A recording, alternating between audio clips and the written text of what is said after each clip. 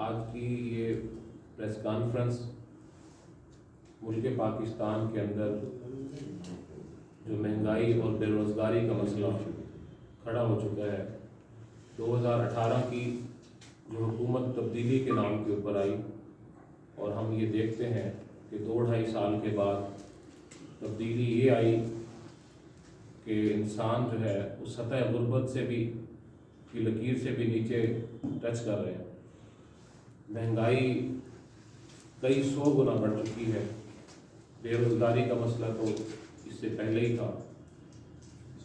2-2.5 سال تک لوگ یہ دیکھتے رہے کہ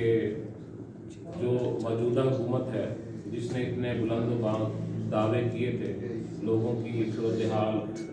کو بدلنے کے لیے، ہم نے یہ دیکھا کہ ملک کی معیشت یہ صورتحال بنی کہ ہمارے روپے اور پیسے کی جو ویلیو ہے وہ اتنی گر چکی ہے کہ جس کے پاس آج سے 2 سال پہلے 1 روپیہ تھا تو وہ 50 پیسے باقی رہ چکے ہیں۔ اسی طرح ہمارا ملک زرعی ملک ہے، جہاں پہ ہم زیادہ تر انحصار اپنی زراعت پہ کرتے ہیں، اس شعبے میں بھی ہم دیکھتے ہیں کوئی اصلاحات نہیں ہے۔ اس حوالے سے اب عام آدمی سراپا احتجاج ہے۔ جماعت اسلامی پاکستان ان کی نمائندگی کرتے ہوئے پورے ملک کے اندر جماعت اسلامی نے اپنی یہ احتجاجی تحریک شروع کی ہے تاکہ حکمران ہوش کے ناخن لیں اور عام آدمی جو مسائل کے اندر پس چکا ہے اس کی بنیادی ضروریات اور مسائل کے حل کے لیے کوئی کوشش اور کاوش کریں۔ آج کی اس پریس کانفرنس کے اندر جماعت اسلامی کے نائب امیر، صوبائی نائب امیر جناب سید ذیشان اختر صاحب موجود ہیں، اور ان کے ساتھ جناب جہاں حضور بخش صاحب جو کہ مرکزی چیئرمین ہیں GI کسان پاکستان کے۔ میں سب سے پہلے محترم جناب سید ذیشان اختر صاحب امیر جماعت اسلامی ضلع بہاولپور، نائب امیر جماعت اسلامی جنوبی پنجاب، ان سے گزارش کروں گا جو ہمارے یہاں کے گروپ لیڈر بھی ہیں کہ وہ آپ سے مخاطب ہیں۔ تعالیٰ ان کے لیے آسانی فرمائے، اور جو منصب کے تقاضوں کے حوالے سے جو صاحب کی ذمہ داریاں ہیں اور اصلاح معاشرہ کا کام ہے، اللہ تعالیٰ ان سے وہ کام ضرور لے لے اور ان کی حسنات میں اضافہ فرمائے۔ آج کی اس محفل میں اور آج کی اس نشست میں چند ابتدائی جو گفتگو ہے وہ تو محترم رسول اللہ خان ناصر صاحب جو ہمارے امیر ہیں جماعت اسلامی PP 245 کے اور گروپ لیڈر بھی ہیں PP 247 کی، انہوں نے رکھی ہے۔ بنیادی طور پر جو اس وقت حکومت کا سٹانس ہے اور پاکستان کے اندر جو اس وقت حکومت تحریک انصاف کی موجود ہے، گزشتہ 2.5 سالوں کے اندر کوئی ایک شعبہ بھی ایسا نہیں ہے کہ جس کے اندر حکومت نے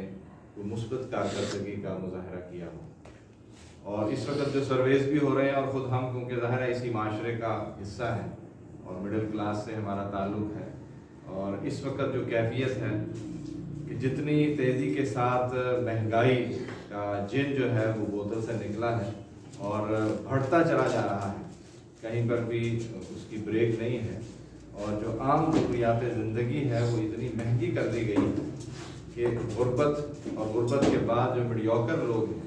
ان کے لیے بھی 2 وقت کا چولہا جلانا مشکل ہوتا جا رہا ہے۔ اور پھر اس کے ساتھ ساتھ جو تیزی سے بڑھتی ہوئی بے روزگاری ہے، یہ بھی اس وقت پورے معاشرے کے اندر، پورے پاکستان کے اندر لوگوں کے بنیادی مسائل میں نمبر 2 پر اس وقت بے روزگاری موجود ہے۔ اور جو حکومت اور جو وعدہ اور جو دعویٰ تحریک انصاف کی گورنمنٹ نے آنے سے پہلے محترم عمران خان صاحب نے کیا تھا کہ ہم نوکریوں کو بھی جو ہے اس کی بھی کھپت یہاں پر ہوگی، نوکریاں بھی اویلیبل ہوں گی، اسی طرح گھروں کا وعدہ اور اسی طرح بنیادی ضروریات زندگی جو ہے وہ لوگوں کی رینج میں ہوں گی۔ ان سارے معاملات کو دیکھا جائے تو اس وقت 2.5 سال گزر گئے ہیں، اور شروع کا پیریڈ ٹھیک تھا کہ کہا گیا کہ جی شروع میں ہمیں معیشت ایسی ملی ہے، لیکن اب تو سارے اشاریے جو ہیں وہ منفی جا رہے ہیں۔ اس تناظر کے اندر جماعت اسلامی پاکستان نے حقیقی اپوزیشن کا کردار ادا کرتے ہوئے قوم کے ساتھ نکلنے کا، ان کے اس دکھ کی گھڑی میں، مشکل گھڑی میں ان کی آواز بننے کا فیصلہ کیا۔ پاکستان کے اندر مہنگائی اور بے روزگاری کے خلاف اپنی ایک پوری مہم جو ہے اس کو لانچ کیے ہوئے ہیں، اور بڑے پیمانے پر جلسہ عام ضلعی ہیڈ کوارٹرز کے اوپر جاری ہیں. آپ کے بھی نوٹس میں ہوگا کہ پہلی جو مرحلہ تھا اس کے اندر KP کے اور اس طرح پنجاب کے کچھ شہروں کو ہدف بنا کر وہاں بڑے جلسے کیے گئے، اور جس کے اندر عوام کی ایک بڑی تعداد نے شرکت کر کے اس بات کی تصدیق کی کہ یہ جو ایشوز ہیں، جو بنیادی ہمارے ایشوز ہیں، وہ سوائے جماعت اسلامی کے کوئی اور سیاسی یا مذہبی پارٹی اٹھانے کے لیے تیار نہیں ہے. اب دوسرا مرحلہ ہے، اور دوسرے مرحلے کے اندر پنجاب کے باقی جو اضلاع کے ہیڈ کوارٹرز ہیں ان پر یہ پروگرام کرنے کا اہتمام کیا گیا ہے. میں تھوڑے سے اشاریے دینا چاہوں گا مختصر حوالے سے کہ یہ جو زبانی یا جذباتی باتیں نہیں ہیں کہ اس وقت جو معیشت کی کیفیت ہے، یعنی اگر آپ اس وقت مہنگائی اور معاشی اشاریوں کو دیکھیں گے تو اس سے ہمارے سامنے یہ بات کھل کر آتی ہے کہ اس وقت جو پاکستان کے اگلے 30 سال ہیں اس کے اندر جو موجودہ افرادی قوت ہے اور جس طرح تسلسل سے آبادی کا اضافہ ہے اور مین پاور جو ہے جو پاکستان کو اویلیبل ہے، تو شرح نمو جو ہے وہ 7 سے 8% ہونی چاہیے، جبکہ اس وقت موجودہ جو اس وقت ہماری شرح نمو ہے وہ منفی 0.4 0.4% پر کھڑی ہوئی ہے. اور آئندہ آنے والے 5 سے 6 سال جو ہے وہ اقتصادی ماہرین یہ کہتے ہیں، اور خود یہ ساری جو رپورٹ ہے یہ وفاقی وزارت منصوبہ بندی اور ترقی کی طرف سے آئی ہے کہ 0.4 منفی کے اوپر ہماری اس وقت شرح نمو موجود ہے، اور آئندہ آنے والے 5 سے 6 سال جو ہے وہ بڑی مشکل کے حالات ہوں گے اور مزید اس کے اندر کمی کا ہے. اسی طرح جو ادارہ شماریات پاکستان ہے اس کے اعداد و شمار بھی جو اس وقت پبلش ہوئے ہیں اس کے مطابق یہ پتہ چلتا ہے کہ دسمبر 2020 کے دوران ملک میں افراط زر جو ہے وہ 8% رہا ہے. اعدادوں کے اوپر جو مہنگائی ہے وہ 16.8% کے اوپر چلی گئی ہے. اور اس کا ایک چھوٹا سا جائزہ آپ دیکھیے کہ ہوٹلوں کے اندر، ریسٹورنٹس کے اندر جو لوگ جاتے ہیں وہاں پر اس وقت ماہانہ یعنی دسمبر کے اندر 9.5% اس کے ریٹس جو کھانے کے وہ بڑھ گئے ہیں. کپڑوں کے ریٹس جو ہیں وہ 8.5% بڑھ گئے ہیں. اسی طرح جو صحت کی سہولیات ہیں اس کے اندر بھی تسلسل سے اضافہ ہے، یعنی یہ بنیادی ضروریات ہیں. اس کے اندر بھی دسمبر کا جو پورا اعداد و شمار آئے ہیں 8.1% جو ہے صحت کی سہولیات کے اندر بھی اس کی قیمتوں کے اندر اضافہ کر دیا گیا ہے. پھر اگر ہم بات کریں یہ جو اس وقت بیرونی قرضے ہیں، گورنمنٹ کی طرف سے بار بار یہ اعلانات ہوتے رہے کہ ہم نے بیرونی قرضے لینا بند کیے ہیں اور ہم پچھلی جو ادائیگیاں ہیں اس کو مینیج کر رہے ہیں جس کی وجہ سے یہ مہنگائی ہے. لیکن اعداد و شمار تو اس کے برعکس ہیں. اعداد و شمار اس وقت یہ بتا رہے ہیں، اور ان اعداد و شمار کو بھی وفاقی جو وزارت اقتصادی امور ہے انہوں نے اس کو جو ہے وہ جاری کیا ہے. سال 2020 اور 21 اس کی جو پہلی ششمائی ہے جسے ہم جولائی سے نومبر کے جو پہلے 5 ماہ ہیں اس کے اندر بتایا گیا کہ جو مجموعی طور پر پاکستان کے اوپر بیرونی قرضوں کا بوجھ ان 5 مہینوں میں آیا ہے وہ $4.5 ارب ہے. اور جب سے تحریک انصاف نے یہ حکومت سنبھالی ہے نومبر 2020 تک جو قرضوں کی مجموعی تعداد ہے وہ $23.60 ارب کے قرضے موجودہ گورنمنٹ لے چکی ہے. اسی کے بعد اگر ہم دیکھیں جو ایک نعرہ لگا تھا کہ جی باہر سے سرمایہ کاری جو ہے وہ کی جائے گی اور یہ جو دوسرے ممالک ہیں ان کے لیے یہ مواقع دیے جائیں گے، اس کی صورتحال بھی دیکھی جائے تو یہ بھی اعداد و شمار اسٹیٹ بینک آف پاکستان نے ایشو کیے ہیں، اور ان کے اعداد و شمار کے مطابق جولائی تا نومبر 2020 یہ جو پچھلے ہم نے 5 مہینے گزارے ہیں اس کے دوران براہ راست غیر ملکی سرمایہ کاری میں 17% کمی ہوئی ہے. اور ناروے نے اس دوران جو ہے یعنی چین نے 7 کروڑ 84 لاکھ جو ڈالرز ہیں اس کی سرمایہ کاری واپس لی ہے، اور ناروے نے جو ہے وہ 5 کروڑ 58 لاکھ ڈالر کی سرمایہ کاری جو طے شدہ تھی اس کو واپس کیا. اسی طرح پیٹرولیم مصنوعات ہمارے سامنے یعنی اسی پچھلے 15 دسمبر سے 30-31 دسمبر کے دوران پیٹرول کی قیمت فی لیٹر 3 روپے اضافہ ہو گیا. مٹی کے تیل کی قیمت جو ہے اس کے اندر 5% اضافہ کر دیا گیا. اچھا پھر ہم اگر آتے ہیں کہ اندرون ملک کے اندر جو کیفیت ہے ٹیکس کی وصولیاں جو ہے یعنی گورنمنٹ جب آئی تھی اس نے یہ دعویٰ کیا تھا کہ ہم FBR کو خود مختار بنائیں گے، کسی بھی حکومتی اثر و رسوخ سے اس کو آزاد کریں گے. لیکن جو اشاریے پچھلے 2.5 سال کے حکومتی فیصلے ہیں وہ بالکل اس کے برعکس ہیں۔ روزنامہ ڈان معروف اخبار ہے، اس نے اپنے جو اعداد و شمار دیے ہیں کہ پاکستان میں آبادی کے مقابلے میں جو ریٹرن فائل ہو رہا ہے اس وقت، اس کا تناسب بھارت کے اندر 5% ہے، فرانس کے اندر 58% ریٹرن ہے، اور کینیڈا کے اندر 80% ریٹرن ہے، لیکن اسی پاکستان کے اندر جو اس کے مقابلے میں ریٹرن ہے وہ 0.02% کے اوپر اس وقت موجود ہے۔ ظاہر ہے اس کی وجہ سے جو خود اس وقت ایف بی آر نے اپنی رپورٹ شائع کی ہے، یعنی سال 2020 اور 21 کے دوران ایف بی آر نے 8 دسمبر 2020 تک کل 6 ارب 50 کروڑ روپے جو ہے وہ انکم ٹیکس کے بد کے اندر وصول کیے ہیں، جبکہ اسی مدت جو گزشتہ مالی سال گزرا ہے 19 اور 20 کا، اس کے اندر یہ جو اماؤنٹ ہے وہ 12 ارب 80 کروڑ روپے تھے۔ یعنی اس وقت جو کرنٹ خسارہ پچھلے سال کی اور اس سال کے اندر جو وصولیوں کا ہے، صرف وہی جو ہے وہ 49% ہے اس وقت، جس کی بنیاد کے اوپر جو ہے انکم ٹیکس گوشواروں کے اندر آپ نے دیکھا ہوگا کہ اس سپٹمبر کے اندر پے در پے اس کی تاریخوں کے اندر اضافہ کیا گیا، لیکن 23% کم انکم ٹیکس جو ہے وہ گوشوارے اب تک موصول ہوئے ہیں ایف بی آر کو۔ یہ اب اقتصادی صورتحال ہے۔ پھر اگر ہم اس سے آگے بات کریں، میں بات کو سمیٹتا ہوں، نوجوان اس ملک کے اندر منشیات کے شکار ہیں، اور یہ بات خود پرائم منسٹر صاحب نے اینٹی نارکوٹکس جو ادارہ ہے اس کی کونسل کے اندر خود سٹیج کے اوپر کھڑے ہو کر اس کا اعتراف کیا ہے کہ 70 لاکھ نوجوان پاکستان کے اندر منشیات کی لعنت کے اندر موجود ہیں۔ گورنمنٹ کے اس کے اوپر اقدامات ہمیں نظر نہیں آتے۔ آپ نے یاد ہوگا پچھلے دنوں میں گزشتہ چند مہینوں میں ایک وزیر صاحب نے بھی اس بات کا انکشاف کیا تھا کہ اسلام آباد کے اندر بچے اور بچوں کے جو تعلیمی ادارے ہیں اس کے اندر یہ منشیات جو ہے وہ تیزی کے ساتھ پھیل رہی ہے، اور نوجوان نسل جو ہے اس کو یہ لت لگائی جا رہی ہے۔ اس سے آگے آئیں، اس وقت جو ہمارے پاس نئے وفاقی وزیر صاحب ہیں ڈاکٹر عبدالحفیظ شیخ صاحب، یہ تو ہم سب کو یاد ہے کہ پیپلز پارٹی کی گورنمنٹ کے اندر بھی یہ وزیر خزانہ رہے ہیں، اور اس کے بعد آئی ایم ایف کے یہ ملازم بھی رہے ہیں، ورلڈ بینک کے ملازم رہے ہیں، اور ان کو یہاں پر جب امپورٹ کیا گیا ہے اور کوئی عوامی نمائندگی ان کو حاصل نہیں ہے، یعنی نہ یہ سینٹ کے رکن ہیں نہ یہ قومی اسمبلی کے ممبر ہیں، لیکن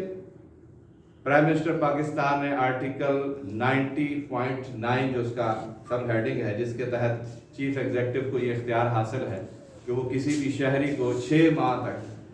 کسی وفاقی وزارت کے عہدے پر تعینات کر سکتا ہے، اس اختیار کو استعمال کرتے ہوئے جناب عمران خان صاحب نے ڈاکٹر عبدالحفیظ شیخ صاحب کو وزیر خزانہ جو ہے وہ نامزد کیا ہے، اور خود وزیر خزانہ صاحب نے جب یہ چارج سنبھالا ہے اور پاکستان کی گرتی ہوئی معیشت کو سنبھالا دینے کا عندیہ دیا ہے، خود ان کے اوپر نیب کے حوالے سے کرپشن کے کیسز موجود ہیں۔ یعنی یہ جو گورنمنٹ تھی جس نے یہ دعویٰ کیا تھا کہ ہم کرپشن کے خلاف کھڑے ہوئے ہیں، اور اس کی بنیاد کے اوپر عوام نے ان کو مینڈیٹ دیا تھا، خود وزیر خزانہ کے ساتھ، اور یہ بھی کوئی نئی بات نہیں ہے۔ 3 دسمبر کو نیب کراچی نے ڈاکٹر صاحب کو کسٹمز کے آن لائن کلیئرنس پروجیکٹ کے اوپر، جس کے اندر $1 کروڑ کی مبینہ کرپشن ان کے اوپر ہے، اس کی بنیاد پہ دوسرا نوٹس ایشو کیا ہے جب یہ وفاقی وزیر تھے۔ ظاہر ہے کہ یہ نوٹس بھی ان انٹینڈڈ جائے گا، کیونکہ وزیر موصوف جو ہے انہوں نے اس نوٹس کو وصول کرنے کے بعد نیب کے سامنے حاضر ہونا قبول نہیں کیا ہے، اور اس کے بعد اب یہ تیسرا نوٹس ان کو ایشو ہوگا، اور وہ ظاہر ہے کہ گورنمنٹ کے سارے معاملات ہمارے سامنے ہیں۔ پھر آخری بات کہ خود 21 دسمبر میں آپ نے اخبارات کے اندر بھی دیکھا، الیکٹرانک میڈیا کے اندر بھی دیکھا کہ خود پرائم منسٹر پاکستان نے اس بات کا اعلان بھی کیا اور اس بات کا اعتراف بھی کیا کہ میں اور میری ٹیم جو ہے وہ کیپیبل نہیں ہے، نااہل ہیں، موجودہ ملکی صورتحال کو سنبھالنے کے لیے ہم تیاری نہیں کر سکے، جبکہ جو پہلے کے سارے معاملات ہیں اس کے اندر یہ جا بجا ببانگے دھول دعوے کرتے رہے کہ ہمارے پاس ٹیم موجود ہے، متبادل نظام موجود ہے، پالیسیز کو ٹھیک کرنے کا پورا لاہ عمل ہم نے تیار کیا ہوا ہے، اور اب یہ نصیحت کر رہے ہیں کہ کوئی بھی سیاسی جماعت جو ہے وہ بغیر تیاری کے حکومت حاصل نہ کرے۔ یہ وہ پورا منظرنامہ ہے جو اس وقت پاکستان کا منظرنامہ ہے۔ اب اگر ہم اس پر بات کریں جو پی ڈی ایم کی تحریک ہے، ہم سے سوال کیا جاتا ہے، آپ بھی شاید ابھی مجھ سے یہی سوال کریں گے کہ آپ پی ڈی ایم سے علیحدہ کیوں ہیں؟ پی ڈی ایم کا جو اتحاد ہے وہ ذاتی مفادات کی بنیاد پر ہے، جس کا نہ کوئی سربراہ ہے، نہ کوئی موٹو ہے، نہ کوئی مشن ہے، اور اس کے اندر وہ جو دو بڑی سیاسی جماعتیں کہ جو اپنی اپنی 4 باریاں مکمل کر چکی ہیں، پاکستان پیپلز پارٹی اور پاکستان مسلم لیگ نواز شریف گروپ، یہ وہ سارے لوگ ہیں، یہ سارے وہ کرتا دھرتا لوگ ہیں کہ جو برابر کے ذمہ دار ہیں پاکستان کے موجودہ حالات کو اس نہج تک پہنچانے کے لیے۔ کئی دہائیوں کی حکمرانی کے بعد جس طرح یہ پاکستان کا حشر ہوا ہے، اور اس وقت خواہ وہ تحریک انصاف کی گورنمنٹ ہو، پیپلز پارٹی اور نون لیگ کے لوگ ہوں، یہ سب ایک ہی اسٹیٹس کو کا حصہ ہیں، اور ان کو چیلنج کرنے کے لیے جماعت اسلامی نے یہ فیصلہ کیا ہے کہ ہم ملک گیر اس تحریک کو چلائیں گے، اور اسی تناظر کے اندر ضلع بہاولپور کے اندر انشاءاللہ ہم بے روزگاری اور مہنگائی کے خلاف یہ پوری بات جو ہے پورے شد و مت کے ساتھ انشاءاللہ ہم نے لانچ کی ہے، اور پورے ڈسٹرکٹ کے اندر ہماری میٹنگز بھی ہوئی ہیں، اور ہم عوامی سطح کے اوپر کیمپس لگائیں گے اور ڈور ٹو ڈور جائیں گے، لوگوں کو اس مہنگائی کی اور بے روزگاری کے حوالے سے بریفنگ کے ساتھ ساتھ لوگوں کو اس بات سے آگاہ کریں گے کہ چہروں کو بدلنے سے کچھ حاصل نہیں ہوگا۔ گزشتہ 70 سال سے ہم چہرے بدل رہے ہیں، اس وقت بھی جو کیبنٹ کے اندر منسٹرز بیٹھے ہوئے ہیں، یہ گزشتہ دونوں بڑی جماعتوں کے اس پورے جو حکومت کا تسلسل ہے، اقتدار کا تسلسل ہے، اس کے مدد اٹھتے رہے ہیں۔ جماعت اسلامی کا یہ دعویٰ ہے چہرے نہیں، نظام بدلنے کی بات کرتے ہیں۔ جب تک یہ نظام مصطفیٰ کے مطابق یہاں پر اسلامی اور کرپشن فری پاکستان نہیں ہوگا، تب تک یہ پاکستان اور اس کی عوام کا مقدر تبدیل نہیں ہوگا۔ اسی بنیاد کے اوپر ہم نے ہر شہر کے اندر پروگرامات اور ریلیوں کا انعقاد کا انشاءاللہ پروگرام بنایا ہے، اور ضلع بہاولپور کے اندر انشاءاللہ ہم اس کا ایک بڑا پروگرام 26 فروری کو اسی شہر بہاولپور کے اندر ہم انعقاد کریں گے، جس میں سینیٹر امیر جماعت اسلامی سینیٹر سراج الحق صاحب تشریف لائیں گے، اور ایک بڑے جلسے عام کا جماعت اسلامی یہاں پر اہتمام کرے گی، جس کے اندر عوام الناس کو ہم پورے بہاولپور سے شرکت کی دعوت دیں گے، اور ایک بڑے پروگرام کے اندر انشاءاللہ امیر جماعت جو ہے وہ اگلے اپنے لاہے عمل کا آغاز بھی کریں گے، اس کا اعلان بھی کریں گے، اور یہ تحریک ہماری تسلسل سے اس وقت تک چلتی رہے گی جب تک موجودہ گورنمنٹ جو ہے وہ ہوش کے ناخن نہیں لیتی، اور عوام دوستی کی پالیسیز کو لے کر اور ایک کلیئر کٹ ویژن کے ساتھ نہیں آتی، اور جماعت اس نعرے کے ساتھ جاری رہے گی کہ ہم ہی یہ تبدیلی لے کر آئیں گے انشاءاللہ، اس لیے کہ جو ہمارا ماضی کا ٹریک ریکارڈ ہے وہ اس بات کی شہادت دیتا ہے کہ ہمارے ہاں امانت، صداقت اور دیانت، اور یہ ہم نہیں کہتے بلکہ ملک کا سب سے بڑا عدالتی ادارہ سپریم کورٹ نے اس کا اعلان کیا ہے کہ اگر 62-63 جو آئین کی آرٹیکل ہے جس کے اوپر اگر عمل کیا جائے تو صرف ایک فرد بچتا ہے جو امیر جماعت اسلامی سینیٹر سراج الحق ہے۔ ہمیں فخر ہے کہ ہم اس تحریک سے، اس جماعت سے تعلق رکھتے ہیں۔ آپ کو کہ بہاولپور سے سارے صحافی بھائی ہیں، آپ کے بھی علم میں ہے کہ یہاں پر بھی سیاست کا ایک درخشندہ ستارہ ڈاکٹر سید وسیم اختر صاحب مرحوم کی صورت کے اندر آپ نے خود دیکھا ہے کہ اگر اسلامی پاکستان اور خوشحال پاکستان کی اگر ہم نے بات کی ہے تو اس کے پیچھے اگر کوئی سیاست ہے تو یہ وہ صاف ستھری امانت اور دیانتدار والی جو ہے وہ سیاست موجود ہے کہ جس میں خواہ اپنے ہوں خواہ سیاسی طور پر مخالف لوگ ہوں، کوئی ایک بھی ڈاکٹر صاحب کی ذات کے اوپر، آپ کے دامن کے اوپر انگلی نہیں رکھ سکتا ہے۔ یہ وہ پاکیزہ سیاست ہے جو جماعت اسلامی اس ملک کے اندر لانا چاہتی ہے۔ میں آپ سب بھائیوں کا بہت مشکور ہوں کہ اس حکومت کو 2.5 سال گزرے ہیں، اس کی جو کارکردگی ہے 2.5 سال کے بعد سوائے تباہی کے، مایوسی کے ہر حوالے سے اور کچھ نہیں ہے۔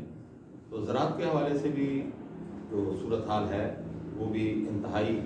مایوس کن ہے، اور پاکستان کی گزشتہ تاریخ میں اس وقت جو صورتحال ہے وہ انتہائی کسان کے لیے پیچیدہ بھی ہے، مشکل بھی ہے، مایوس کن بھی ہے۔ اگر میں بہت ہی اختصار سے بات کروں، 3 فصلات کا ذکر کروں۔ ایک موجودہ فصل گنا ہے، اور اس سے پہلے کی فصل گندم ہے، اور یہ درمیان میں کپاس آئی ہے۔ تو آپ یہ دیکھیں، اگر میں گندم سے شروع کروں پچھلے سال سے، تو حکومت نے 1400 روپے من کے حساب سے کاشتکار سے وہ گندم ڈنڈے، انتظامیہ، دھمکی کے حوالے سے لوٹ لی ہے، اور کسان کو یہ اختیار نہیں دیا